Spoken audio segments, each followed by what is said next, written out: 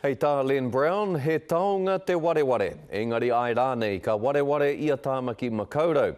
Ko te whakataua Brown i mui te aroaro o te marea i ngā pō mo te wā tuatahi i tana mahi pūremu. Ko tai mai te wā e neke whakamua ai tātou i tāra ua ko Bevan Chang mahi.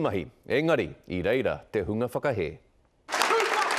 Te tangi o te reo whiu kia Len Brown, kua kākahutia i te kōkuhutanga hei koromatua mo te wā tuarua. We have jobs, but not as many as we could have.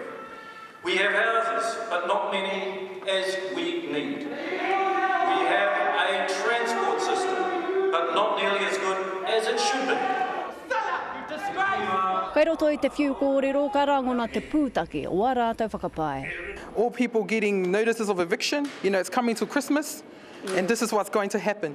That's when evictions start going. Len Brown signed the heads of agreement. Nothing could have gone ahead without his signature. He hoki na mahara mo te hāpori o rua pōtaka i te wā i hunukuhia o rātou whare.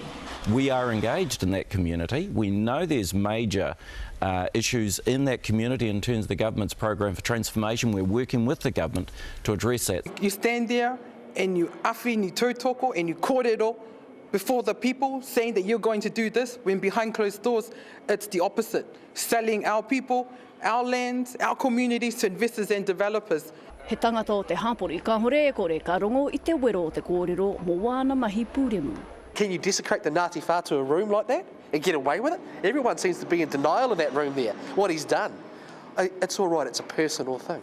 It's not personal, he's a public figure. Ka re kore mā te wā ka kitea me nā ka tū māro ka piko rānei. Pēata Melbourne, te karere.